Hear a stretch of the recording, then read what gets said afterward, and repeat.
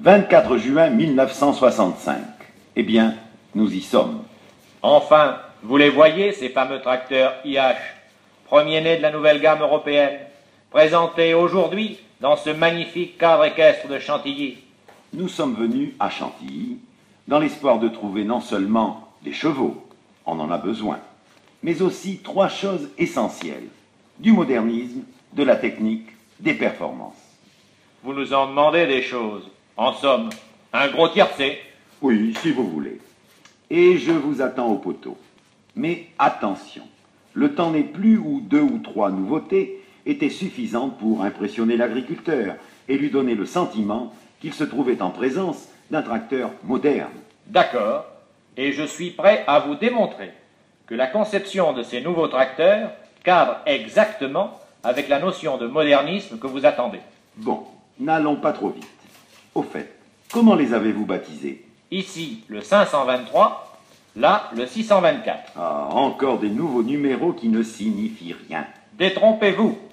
Ces chiffres ont en eux-mêmes une signification, puisque dans ces groupes de 3 chiffres, les 2 premiers se réfèrent à la puissance et le 3e au nombre de cylindres. Je vous suis. Le 523 est équipé d'un moteur de 3 litres de cylindrée, très exactement 2934 cm3, c'est un 3 cylindres. Quant au 624, il est doté d'un moteur de 3 litres 4, exactement 3382 cm3, c'est un 4 cylindres. De ces données de base découlent logiquement 2 notions, puissance, régime. C'est bien vrai. Annoncez les couleurs. Le moteur du 523 développe une puissance maximum de 52 chevaux à 2100 tours. Le moteur du 624 développe une puissance maximum de 61 chevaux à 2100 tours également. J'étais venu chercher des chevaux, ils me paraissent de bonne race. Mais le cœur n'est pas tout. Faut-il encore qu'ils courent bien? Ah, je vous vois venir. Vous pensez à la transmission. Comme je n'ignore pas que nous touchons là un point sensible, inversons les rôles si vous le voulez bien.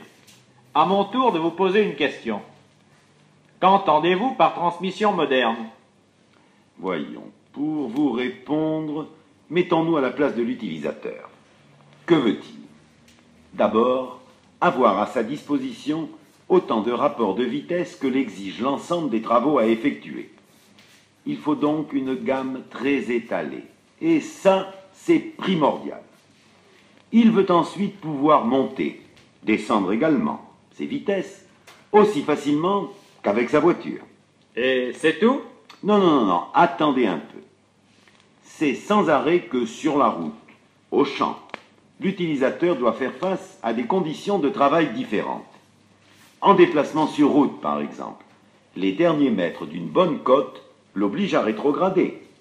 La côte franchie, il veut très vite reprendre le rapport supérieur. En labour, le problème est le même.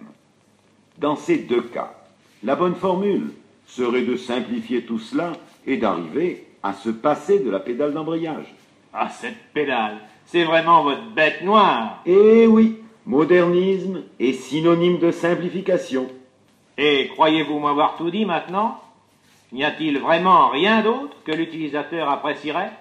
J'y vois encore une application au labour, par exemple. Eh bien, ces différents points ne me font pas peur. Je vous réponds tout de suite, boîte synchro, gamme amplie, sélecteur hydraulique. Vous y voilà aussi, avec ces mots très 20e siècle. Si encore j'y trouvais mon compte. Alors là, vous allez un peu loin, car ces mots définissent pourtant bien les caractéristiques de cette nouvelle transmission. Pour la schématiser, disons qu'elle se présente sous la forme de 3 compartiments bien distincts. Côté moteur, une boîte de base à 4 vitesses. Côté transmission finale, un ensemble de pignons correspondant à une gamme route, à une gamme champ, à une gamme arrière. Si je vous suis bien, cette combinaison nous donne donc 8 vitesses avant, 4 arrière. Exact. Dans le compartiment central, un dispositif automatique associé à une gamme supplémentaire que nous appellerons gamme amplie nous procurera 4 autres vitesses en marche avant. N'allez pas trop vite car je m'y perds. Si j'ai bien compris, nous nous trouvons donc en face d'une transmission donnant au total 12 vitesses avant et 4 arrière. Mais ceci répond à votre exigence, je pense. Ou encore faudra-t-il voir s'il n'y a pas de trou et comment les vitesses se recoupent. Mais j'y repense. Vous m'avez dit boîte synchro. Vous avez enfin mis un synchro dans votre tracteur? Eh bien non. Alors c'est fichu. Non, ne vous emballez pas. La boîte de vitesse n'est pas munie d'un synchro, mais de 4.